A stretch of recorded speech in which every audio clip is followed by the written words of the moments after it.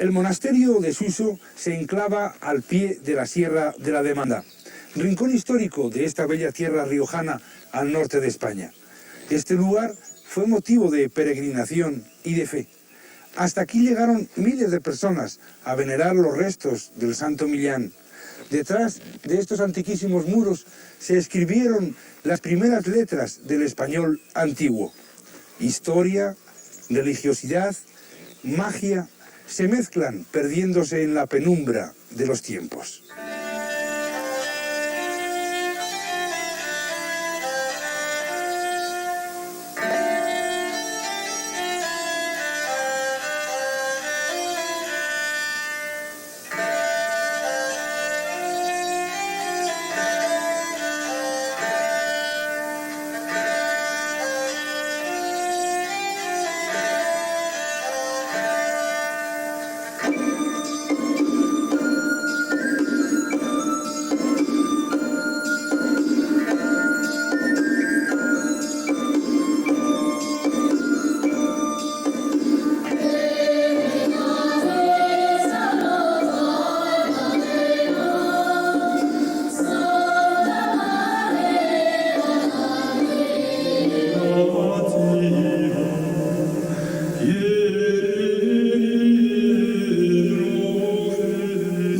Emiliano nació en el pueblo de Berceo hacia el año 473, en plena época visigótica. De niño fue pastor de ovejas. Cierta noche, cuando Millán tenía 20 años, tuvo un sueño en el que creyó oír la voz de Dios, que le llamaba a la vida eremítica, en la soledad del campo. Sin más, dejó el rebaño y se encaminó hacia un desierto en el castro Bilibio, que la tradición sitúa cerca de la población de Haro, en La Rioja. En ese lugar vivía un ermitaño llamado Félix, conocido por su vida penitente. Millán acudió a su lado para aprender el estilo de vida que quería abrazar. Después de aprenderlo, volvió a los montes de su tierra para practicarlo. Una vida tan ejemplar no pudo permanecer oculta mucho tiempo. La fama de la santidad de Millán se extendió por la comarca y llegó a oídos de Dídimo, obispo de Tarazona, en la provincia de Aragón, quien le llamó, le ordenó sacerdote y le nombró clérigo en la población de Berceo. La administración de la iglesia resultó un fracaso económico, pues cuanto dinero llegaba a sus manos iba a parar a las de los pobres. Fue acusado de malversación de fondos. El obispo lo destituyó, pero permaneció adscrito al centro religioso. Volvió a la vida eremítica, pero no marchó lejos. Se quedó por los montes donde, de muchacho, había pastoreado el rebaño. Tenía allí unas cuevas para guarecerse, un manantial, un riachuelo con peces, tierra cultivable. No necesitaba más. Los muchos milagros realizados por Millán en favor de los nobles y plebeyos de los pueblos cercanos le hicieron popular. Otros eremitas quisieron asociarse con él y tenerle por padre y maestro. Millán los aceptó. Aun cuando vivían aislados en cuevas, formaban una comunidad. Era común el trabajo. Seguían las mismas reglas y se reunían en un mismo oratorio para la misa. Murió Millán centenario el 12 de noviembre del año 574 y fue enterrado en el suelo del oratorio.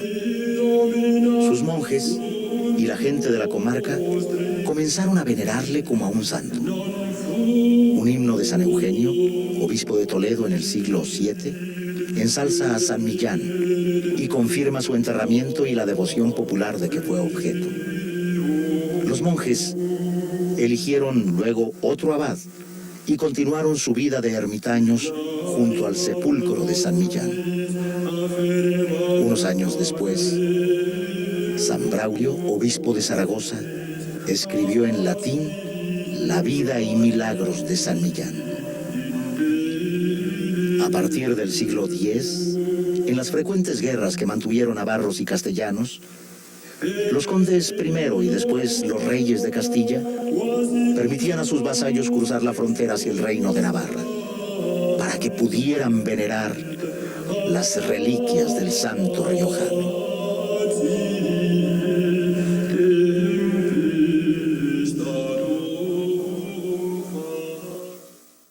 Es bien conocido que en esas fechas las lenguas que se hablan en el norte de la península ibérica son el gallego-portugués, el astur-leonés, en el centro el castellano, las hablas riojanas, el dialecto navarro, el dialecto aragonés y el dialecto catalán.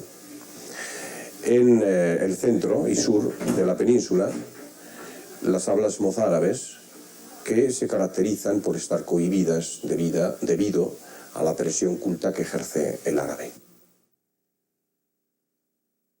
El pueblo en esta zona no habla más que el romance, que es el latín corrompido. La Rioja es un poco más general que esta zona, probablemente a partir de mediados del siglo X en adelante, en la zona del Valle de Loja, que es una cinta nada más, se habla el vascuence, entremezclado con el romance, por supuesto, pero se habla el vascuence. Pero es una colonización que tenemos perfectamente conocida y en lo cuanto a la generalidad, y desde luego en esta zona del Valle de Najerilla o del Cárdenas, solamente el romance. El fenómeno más importante es el de la implantación del latín en nuestra península, evidentemente, pero esta implantación no se produce de manera análoga en todas las regiones de la península. Se produce cronológicamente antes en las provincias bética y la tarraconense, y también desde el punto de vista de la calidad del latín que aquí se cultiva, pues es diferente. Parece ser más culto para la mayoría de los especialistas el latín de la bética, más vulgar y más innovador el latín de la tarraconense. Pero llega más tarde el latín al centro, a la meseta, evidentemente pues porque la conquista fue también más lenta ante los lusitanos, ante los celtíberos, y desde luego es muy tardía ya la latinización que se produce en toda la cornisa cantábrica con gentes que en principio en aquel tiempo tenían menos cultura y desde luego con gentes que conservaban su lengua con más tenacidad hasta el punto de que han llegado a conservarla hasta nuestros días, como es la lengua vasca. Pero es a partir del momento en que decae el Imperio Occidental, cuando el latín hispánico comienza a sufrir una serie de cambios importantes en su sistema vocálico, consonántico. Aparecen los diptongos, se sonorizan consonantes. En la gramática, por ejemplo, pues se utilizan ya las pasivas con ser. Y desaparecen los casos, por ejemplo. En las palabras lo mismo, se crea ya un vocabulario específico de Hispania, se dice capitia, no se dice caput, se dice casa, en lugar de decir domus, etc. Influencia inmensa, por no decir absoluta, porque partiendo del dato de que la cultura, los libros, el saber escribir, se ha refugiado casi en exclusiva en los monasterios, hablo del siglo X y XI, los monasterios son los que proveen a la corte de administradores, de notarios, de organizadores, a veces hasta de recaudadores de impuestos, y otra una función que es menos conocida, la organización del territorio. Responde a unos monasterios colonizadores que dentro de la organización del territorio está enseñar a leer, enseñar a rezar, enseñar y garantizar los pagos de impuestos, la participación en tareas sociales, la apertura de caminos, etc.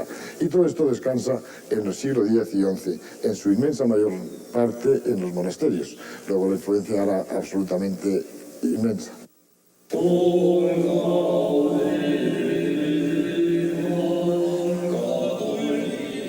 Los monasterios se regían por reglas muy severas, como lo demuestran las escritas por San Isidoro de Sevilla y San Fructuoso de Braga, dos arzobispos de la España visigótica del siglo VII. Una de las reglas monásticas decía: si alguien de nosotros tramara un complot contra la regla o contra el padre abad, vos, padre abad, tenéis facultad para quitarle el hábito y el calzado, vestirlo de saco y encerrarlo por 6 meses en una celda oscura a pan y agua.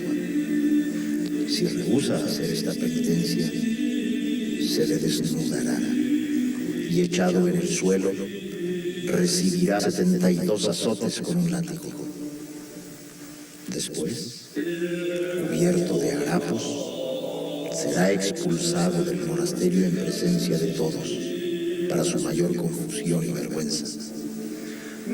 Esto vale tanto para hombres como para mujeres.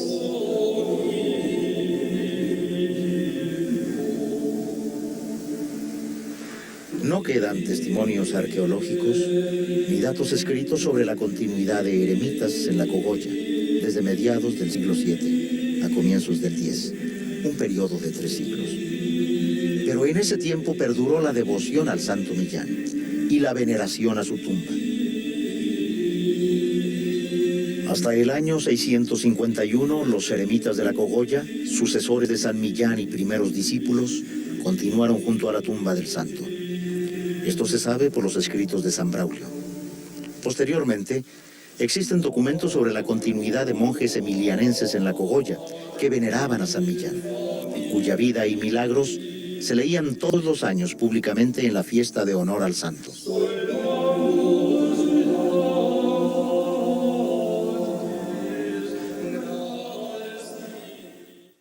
Hasta finales del siglo XI hay una evolución normal del latín corrompido que sigue su forma de evolución de diversa manera, además en distintas regiones. No hablamos lo mismo en León que en la Castilla de Fernán González, hablo del siglo X, que en Cataluña o en el Alto Aragón. Todo esto se va fundiendo y se impone la lengua castellana, que es mucho más madrugadora en algunas evoluciones. Por ejemplo, las ditongaciones de las es y os breves latinas. Pero esto está bastante estudiado. Finales del siglo XI incide y digamos que academiza la evolución de la lengua el influjo de la liturgia y de la literatura romana. Es el tiempo del arte románico, por influencia de Pliny, retrocede de alguna manera para tomar modelos más latinos. En el siglo XIII tal vez sea el más decisivo en cuanto a la evolución, es la época de Gonzalo de Berceo y sobre todo, para lo que se me pregunta, de la literatura de Alfonso el Sabio. Hablamos de la fijación de la lengua en la época alfonsí, por la acción de Alfonso X el Sabio. Y hasta, digamos, la evolución ya de la fijación del español clásico del siglo de oro, tiempo de Fray Luis o de Garcilaso y poco más adelante de Cervantes, pues que el modelo va a ser el del centro de España, en torno a Toledo, que es el que nos ha dado nuestra literatura clásica. Pero la lengua es un elemento vivo y está continuamente evolucionando, y usted y yo y todos los que hablamos la enriquecemos y la hacemos evolucionar. Bueno, más correctas son las dos expresiones. Desde luego, el diccionario oficial recoge tanto lengua española, español como castellano, con la misma acepción en la última edición de su diccionario. Y a mí me parece muy acertada esta determinación. Hombre, en principio, el hecho de que nos planteemos la conveniencia de utilizar un término o de utilizar otro no deja de ser un tanto anómalo, tratándose de una lengua que al fin y al cabo es el instrumento de que nos valemos para nombrar todo. No pasa esto con el francés, ni pasa con el inglés, ni pasa con el italiano.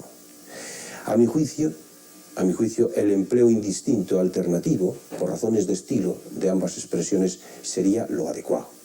Es más, yo creo que en la medida en que eliminemos cualquier connotación geográfica, cualquier connotación política de los términos para llamar a nuestra lengua, eso sería lo verdaderamente oportuno.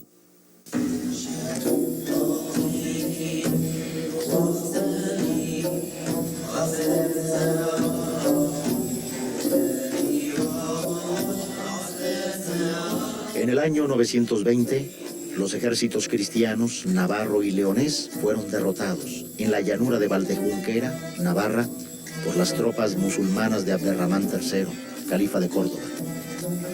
Rehechos los cristianos, el rey de Pamplona, Sancho Garcés I, ayudado por el rey de León, Ordoño II, reconquistó La Rioja en el año 923. La intervención del rey permitió a los monjes de la Cogolla levantar un monasterio donde públicamente se veneraba la tumba de San Millán, esa joya arquitectónica de varios estilos donde predomina el mozárabe y que todavía hoy admiramos. En el monasterio de Suso, se escribió el códice o manuscrito Emilianense 60, en latín y con letra visigótica. Aquí nació la lengua castellana, el idioma español.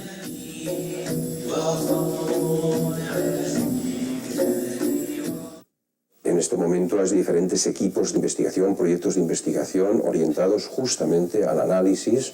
Uno de ellos yo mismo dirijo como investigador principal de toda la enorme labor lexicográfica que emana en el norte peninsular, exactamente del monasterio de San Millán de la Cogolla, no solamente por la presencia de esos testimonios que son las glosas, esas notas de equivalencias léxicas, sino por la enorme labor llevada a cabo por los científicos del tiempo, que son los clérigos de la época, en la elaboración de glosarios, de los diccionarios del tiempo, y en el establecimiento de glosas, de aclaraciones latino-latinas en otros textos medievales. Probablemente el texto base 3 plumas. Por el tamaño de las letras, la inclinación de los astiles y demás. Probablemente 3 plumas. Respecto a las glosas, casi con seguridad, una sola. Es decir, una cosa es el texto en latín, escrito hacia el año 900, con 3 autores probables, y otra cosa son los comentarios o glosas que tiene y que interesan hoy por otro factor distinto. Por el tipo de letra del texto base del Códice Emilianense 60, hay que datarlo en torno al año 900, es decir, a caballo entre los siglos 9 y 10. Pero eso es el texto base. 100 años más tarde se redactarían las glosas castellanas. ¿Cuándo es exactamente ese año? Se han dado las 2 fechas tope, una por delante, una fecha muy temprana, que sería hacia mediados del 10, que dice Menéndez Pidal, y ahora estamos muchos historiadores convencidos de que es de un siglo XI bien entrado. Pongamos que hay un abanico de tiempo de 100 años en que se puede discutir cuándo están redactadas las glosas, pero esto sería muy minucioso pormenorizarlo. La atribución a Munio es una sugerente hipótesis no probada, muy sugerente, muy probable, creo yo, pero no es absolutamente cierta. Por otra parte, Munio era un hombre como llamarse Juan, había Munios por todos los sitios. Lo que pasa es que hay que buscar un Munio que sepa latín, que sea monje, que sea presbítero y que también conozca la lengua euskera, el vasco, el ascuence. Todo esto nos lleva a un monje de la historia de San Millán que tiene su perfil, sus documentos, sus años y demás. Pero es todavía una atribución insegura. Evidentemente en el monasterio hay una lengua culta que es el latín, la lengua de estudio, que probablemente no dominan con suficiente habilidad, por eso tienen que analizar los textos latinos, indicando sujetos, relativos, funciones gramaticales de complementos, etcétera, traducir pequeñas frases, muchas veces traducir los adverbios, y el pueblo y ellos mismos en la vida ordinaria, los monjes, lo que hablan es el castellano viejo, el romance si quiere, porque no me atrevo a decir que eso sea castellano de Castilla, sino que es una mezcla, estamos en una región de transición. ¿Por qué escribe las glosas? Pues para mí la atribución es clara, se ha hablado mucho de un ejercicio escolar, de análisis gramatical y de estudio de latines, pero es indicativo que solamente se hayan anglosado, se han anotado las páginas predicables, lo cual nos lleva a suponer, con cierta verosimilitud, de que es un uso litúrgico de púlpito, para hacer entender al pueblo unos sermones que estaban en latín. Y por lo tanto que el predicador o el glosador, que sería el mismo, tiene que acomodarse a lo que entiende el pueblo, que ya no entiende latín. De otra manera no tenía sentido decir una plática, aunque sea de San Agustín o de San Cesario de Arles.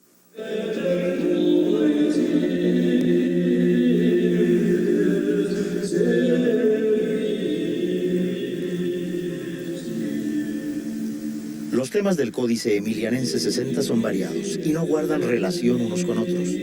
Tal mezcla era bastante común en la época en que se escribió, hacia la mitad del siglo XI.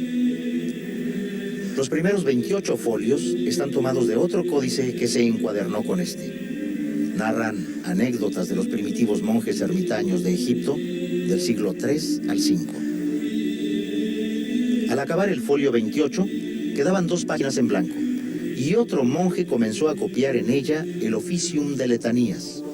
Para continuarlo, Más adelante en otros folios que también quedaban en blanco. Entre uno y otro fragmento del Officium median 26 folios, que contienen el relato del martirio de los santos Cosme y Damián, y el texto de su misa y de varias oraciones dirigidas a ellos.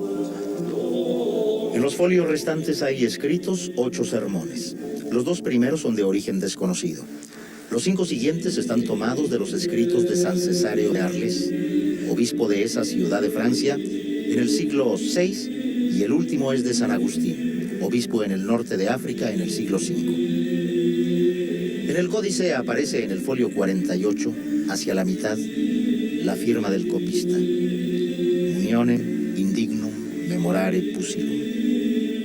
Acuérdate del indigno e insignificante Muño. De aquí se deduce que el copista se llamaba Muño. En el folio 72 hay una columna de renglones cortos que se ve en el margen de la derecha y que no fueron escritos en latín, sino en el lenguaje altorriojano que hablaban los laicos. Estas aclaraciones al texto latino se denominaron glosas.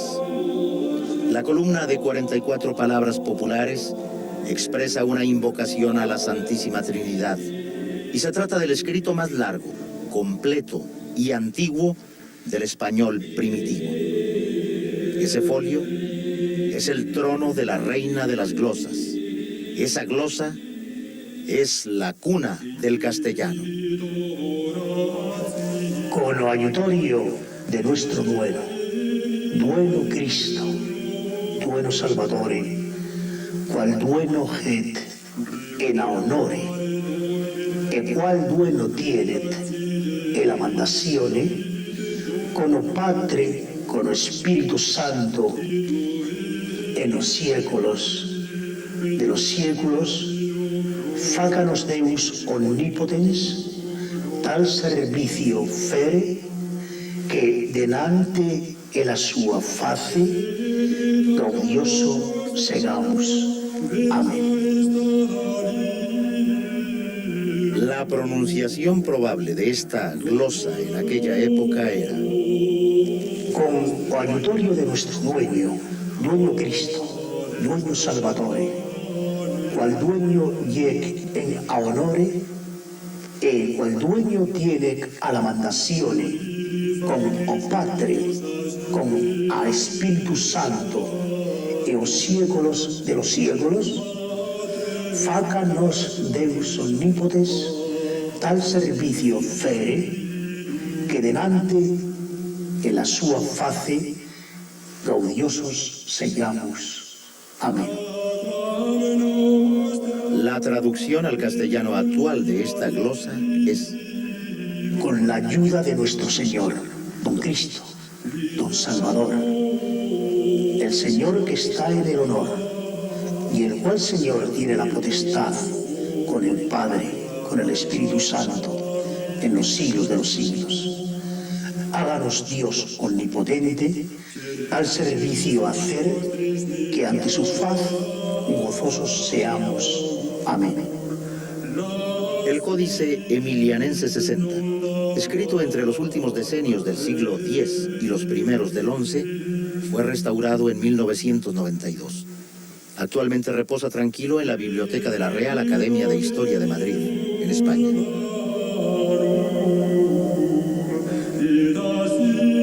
Así nació el español primitivo. Aquí, en este rincón riojano que posee una belleza desmesurada, tras los muros antiquísimos del monasterio de Suso. Aquí se forjaron las primeras letras del idioma español derivado del latín, y que en nuestros días usamos millones de hispanohablantes.